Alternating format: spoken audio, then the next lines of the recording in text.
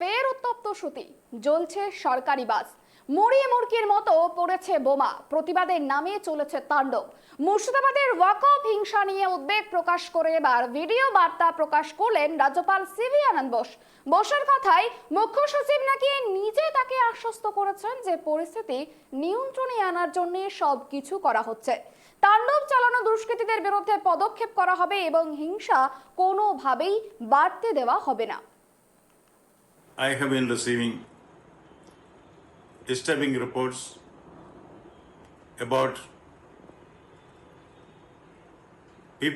some people taking law and order in their hands in some parts of Bengal.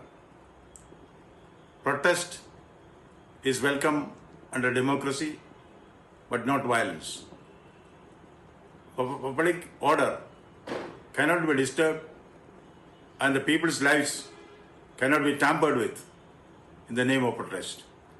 Very strong action will be taken against the miscreants who think they can take the law in their hands.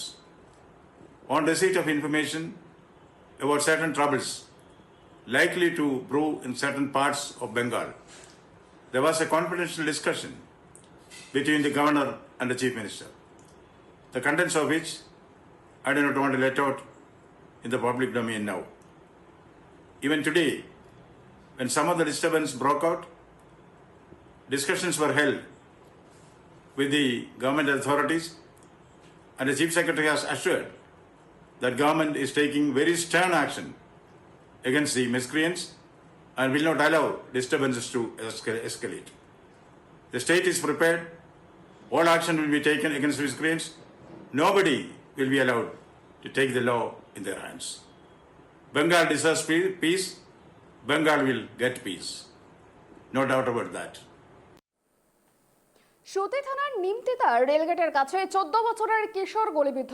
সাজুর মোড়ে কিশোরকে নিয়ে আসা হয় বহরমপুরের Murshidabad medical college ও হাসপাতালে।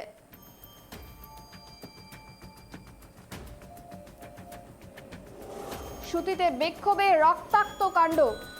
এই ঘটনায় যেমনটা জানা গিয়েছে, পুলিশের গুলিতে গুলিবিদ্ধ হয়েছে এক যুবক, আর তাকে ইতিমধ্যে বহরমপুর মেডিকেল কলেজ ও হাসপাতালে ভর্তি করা হয়েছে চিকিৎসার জন্য।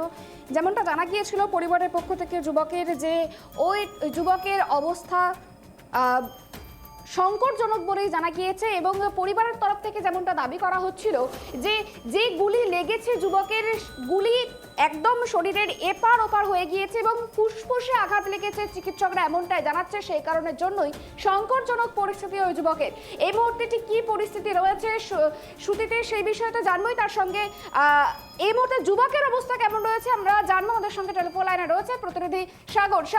যে যুবক গুলিবিদ্ধ হয়েছে সুতিতে পুলিশের গুলিতে, তার অবস্থা এই মুহূর্তে ঠিক কেমন রয়েছে?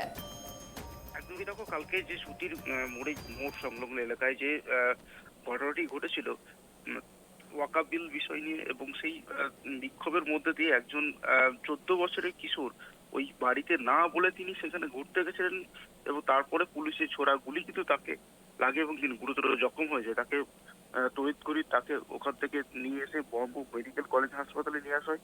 তিনি কিন্তু এখনো পর্যন্ত চিকিৎসাধীন অবস্থায় রয়েছে এবং প্রাথমিকভাবে যেটা আমরা জানতে পারছি যে তার অবস্থা এখন আপাতত ঠিক আছে এবং তাকে কিন্তু চিকিৎসার মধ্যে এবং নজরদারির মধ্যে রাখা হয়েছে। পাশাপাশি যেই এলাকার মধ্যে যে ঘটনাটি ঘটেছে সেই এলাকাটাই কিন্তু এখন পুরোপুরি থমথমে অবস্থায় রয়েছে এবং বেশ কিছু এই ঘটনাটা কেন্দ্র করে বেশ কিছু ট্রেন কিন্তু বাতিল করা হয়েছে এবং যেই রুটের যেই রাস্তার উপর দিয়ে হয়েছে সেই রাস্তার উপর মধ্যে কিন্তু সরকারি এবং বেসরকারি যে যাতায়াতের জন্য যে বাস রাখা ছিল সেই বাসগুলো কিন্তু বাতিল করা হয়েছে। একেবারে দেখো, আরো একটি বিষয় তোমার থেকে জানতে চাইবো, গতকাল যে ঘটনা ঘটেছে সেই ঘটনার পরে কি পুলিশি টহলদারি চলছে এলাকায়? দেখো, যেদিন থেকে গত মঙ্গলবার থেকে এই পরিস্থিতিটা তৈরি হয়েছে, ওয়াকফ বিল অমান্য করার জন্য যে র্যালি তারা করছিল এবং সেই র্যালিকে যখন বাধা দিতে যায় তারপর থেকে কিন্তু পুলিশের সঙ্গে খণ্ডযুদ্ধ লাগে এবং পুরোপুরি এলাকাটা অগ্নিগর্ভ হয়ে উঠে পড়ে এবং তার ফলে কিন্তু ওখানকার ফারাক্কার যে এসডিপিও তিনি জখম হয়েছেন পাশাপাশি আরো 2 থেকে 3 জন পুলিশ কর্মী জখম হয়েছেন এবং ওই ঘটনাকে কেন্দ্র করে 22 জনেরও বেশি এই বিক্ষোভকারীকে আটক করা হয়েছে এবং সেই এলাকার মধ্যে পুলিশের পক্ষ থেকে যখন সামাল দিতে পারছে না তখন কিন্তু এলাকার মধ্যে বিএসএফ কে নামানো হয়েছে যাতে পরিস্থিতি সামাল দিতে পারে এবং আমরা সেই বিষয় নিয়ে আরেকটা জিনিস দেখতে পাচ্ছি যে এই এলাকার মধ্যে ঝামারাজ পুলিশের সঙ্গে এবং বিক্ষোভকারীদের কিন্তু পাল্টা গুলি চালাচালি চলছে এবং পাশাপাশি টিয়ার সেলও ফাটানো হয়েছিল, এমনটা কিন্তু আমরা সেই বিষয়টাকে তুলে ধরেছিলাম টাইপ টিভির পর্দায়। বেশ, অনেক ধন্যবাদ আমাদের সঙ্গে থাকার জন্য। ওয়াকফ আইন বাতিলের দাবিতে উত্তপ্ত হয় সুতে, মুড়ি মুরগির মতো সেখানে পড়ে বোমা, জ্বলেছে সরকারি বাস, পরিস্থিতি সামাল দিতে কাঁদানে গ্যাস ছড়ে পুলিশ। শেষ পাওয়া খবর অনুযায়ী পরিস্থিতি এখন আপাতত থমথমে রয়েছে। গতকাল যে খবর পাওয়া গিয়েছে সেই খবরের পরে পরিস্থিতি থমথমে রয়েছে এবং এই গোটা ঘটনায় বেশ কয়েকজন আহত হয়েছে, বেশ কয়েকজন পুলিশ কর্মী আহত হয়েছে, একজন যুবকের গুলি লেগেছে বলেও জানা গিয়েছে। তার অবস্থা এই মুহূর্তে স্থিতিশীল রয়েছে বলেই প্রাথমিকভাবে জানা যাচ্ছে এবং গোটা ঘটনায় গতকাল যে ঘটনা ঘটেছে সেই ঘটনার পরে পরিস্থিতি নিয়ন্ত্রণে আনতে এখনো পর্যন্ত এলাকায় নামানো হয়েছে বিএসএফ এর টহলদারি চলছে গোটা এলাকায়।